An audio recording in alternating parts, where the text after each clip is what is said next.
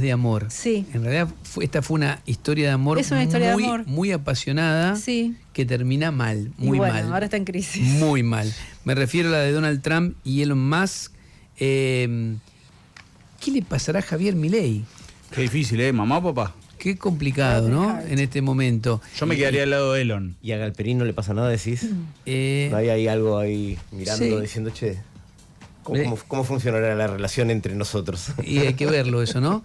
De todas maneras, tiene aristas muy particulares porque, claro, Elon Musk se siente destratado, dice yo te hice presidente prácticamente, y por el otro lado Donald Trump que dice estoy decepcionado, etcétera, etcétera. Para entender lo que está pasando, porque esta pelea no es menor, es el núcleo del poder en los Estados Unidos, recurrimos a Andrés Fidanza, corresponsal de Radio Con Voz en los Estados Unidos. ¿Cómo estás, Andrés?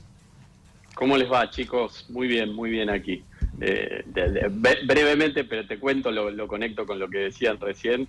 Una de las ex esposas de Elon Musk, casi ya metiendo un comentario jocoso, le tuiteó ayer en el raid, en el raye de cruces violentos entre Musk y Trump, le metió un tuit a Trump y le decía, si querés recomendaciones sobre cómo llevar un divorcio, yo te cuento. Una de las tantas ex esposas de Elon Musk, que saben ustedes, tiene 14 hijos. Sí, 14 hijos, ¿no? Y no sé cuántas esposas, ¿5 puede ser? ¿5 o 6 esposas, no? Ahí no te lo sé decir, pero más de 5 seguro, y muchos hijos fueron directamente con acuerdos, con inseminación artificial. Cierto. O sea, tiene un temita con lo de la natalidad. Sí, así es. Y bueno, a ver, si tenés que explicar desde cero prácticamente, apelamos también a tu síntesis, no solo a tus conocimientos, ¿qué pasó? Estaban genial, Elon Musk puso, creo que es el mayor aportante de la campaña de Trump, compró Twitter, la transformó en X, fundamentalmente para apuntalar también la campaña. Después de todo esto, Trump le devuelve de alguna manera ese gesto, dándole un ministerio de regulación. Ahí aparece Milei, le regala la motosierra, todo parecía viento en popa. ¿Qué pasó, Andrés? Mirá, yo te pondría 2 puntos de inflexión, Rey. Como decías vos, iba todo bien. Sorprendió de entrada que Trump le diera un ministerio de tanto poder y visibilidad, porque en general lo que hacen los presidentes americanos con los aportantes gruesos, es darle casi un cargo honorífico, pero esta vez le dio un cargo importante y de mucha visibilidad. Primer punto de inflexión, yo diría la guerra de aranceles. Ahí ya empezó a marcar distancia Elon Musk, porque también se centraliza mucho en la cuestión personal, pero yo te diría que también Musk es uno de los exponentes de la política más librecambista, en contra de la otra vertiente muy presente en el gobierno de Trump, más proteccionista, más nacionalista también, más de convertir al partido republicano MAGA en el partido de la working class en los Estados Unidos, es exponente de eso. Entonces el primer choque se dio con eso. De hecho, Musk empezó a tuitear, a pelearse con Peter Navarro, con Scott Bessent. Ya había un ruido ahí larvado, se mantuvo silencioso, pero el primer quiebre fue ahí. El segundo te diría que es la ley de presupuesto que se está discutiendo ahora, que tuvo aval del Congreso y falta que se vote en el Senado, porque más allá de algunos recortes, por ejemplo en Medicaid, en la cobertura de salud de Obama histórica, es un presupuesto expansivo que agranda en más de 2 billones de dólares la deuda de los Estados Unidos. Nuevamente, un choque con la filosofía de Elon Musk, que fue ahí, además entró para hacer ajuste y quiere domar y achicar el gasto y el déficit de los Estados Unidos, que efectivamente se volvió un problema. Yo te diría que esos dos fueron puntos de inflexión fuerte. De hecho, después de esa conferencia de prensa conjunta que dieron, diciendo, bueno, está todo bien, es un divorcio amable y en buenos términos, ahí más es como que se quita el bozal y dice, la ley de presupuesto es una abominación repugnante, y a partir de ahí arranca la escalada más heavy de estos días. Incluso parece como que viene cargada de golpes bajos por lo que se vio, más allá de lo económico, que yo también veo desde aquí a la distancia, que hay cuestiones que tienen que ver con lo económico. Ahora hay contratos, tiene muchos, el complejo de empresas de Elon Musk tiene muchos negocios con el Estado, ¿no? Tanto en el área espacial como en lo que tiene que ver con con subsidios a las empresas, a los autos eléctricos, Sí. pero parece que empieza ya en una carrera de golpes bajos, ¿no? Lo vinculó a Epstein, ¿no? Elon Musk a Trump. No sé cómo se vuelve de eso después. Difícil, yo te diría, no se vuelve. Hay pocas cosas en la discusión política que no tienen vuelta atrás. Decirle o enlodar a alguien con una red de pedofilia, de abuso sexual, me parece que difícilmente tenga vuelta atrás. Si bien hay intentos, Bill Ackman, un financista muy pesado, muy importante de los Estados Unidos, está haciendo como de Celestino, incluso las redes sociales le dice, che, no se peleen. Y hoy estaba la versión, la publicaron algunos medios aquí, de que Trump lo iba a llamar a Elon Musk. Bueno, eso no ocurrió. Me parece que es un desborde claramente personal, del que difícilmente haya vuelta atrás. Lo de Jeffrey Epstein, ustedes lo conocen, digo, este financista de Nueva York que apareció suicidado, pero que manejaba una red de trata, de pedofilia con una isla privada y que tenía contactos con un montón de figuras, no solamente de la política, sino del espectáculo. Sí, como vos decís, Musk tiene un entramado que de negocios muy conectado con el gobierno federal. SpaceX tenía contratos de alrededor de $4.000 millones. La NASA se volvió muy dependiente. La NASA pasó a ser un museo prácticamente en los últimos años y el que activa ahí es SpaceX, la empresa de Musk. De hecho, la nave que fue a rescatar a los astronautas que habían quedado a la deriva directamente era de SpaceX. Entonces todo que eso es una empresa, perdóname, para ratificarlo y que la gente no se pierda, que es una empresa de Elon Musk. De Elon Musk, sí, que el famoso objetivo, sueño que tiene Elon Musk de llegar a Marte, viene de ahí. Una persona súper innovadora. Sí, eso está fuera de discusión, sí. Entre lo genio y lo delirante, ¿no? Totalmente.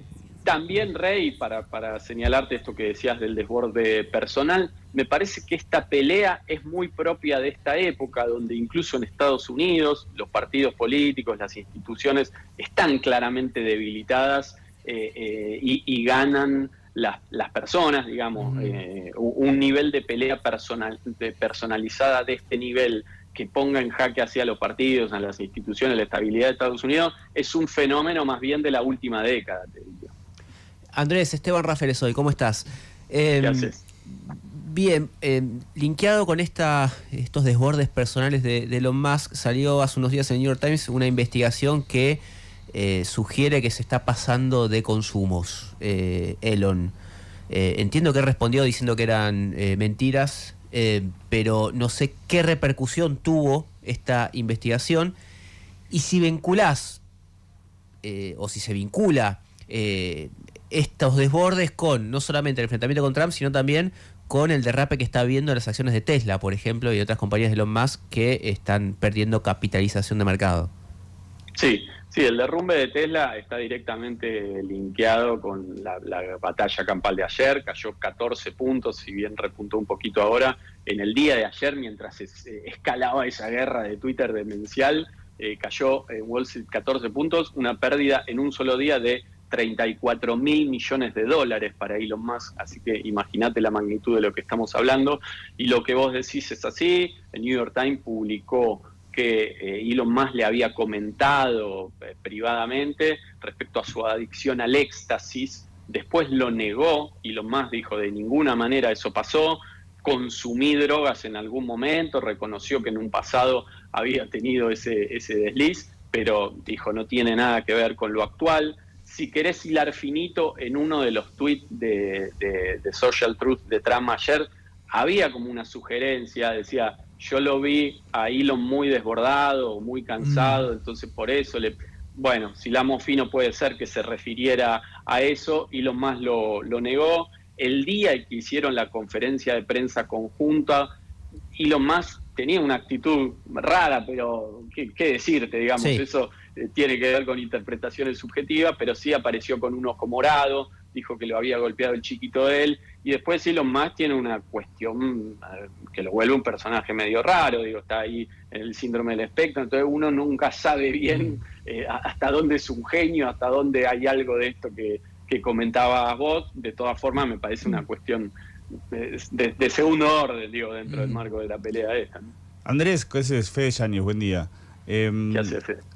Uno de los chistes que se está haciendo acá es que por quién se va a inclinar el presidente, porque es como la pelea entre mamá y papá, de qué lado te quedas. Pero digo, si bien es prematuro, ¿hay alguna percepción social en Estados Unidos de quién inclina más la balanza para los estadounidenses, si Trump o Elon Musk? Perdona, ayer se hablaba en redes, estaba fuerte que Trump, no, porque Elon Musk deslizó que podía ser un partido político, ¿no? Y creo que tuvo más de 2 millones de adhesiones la idea.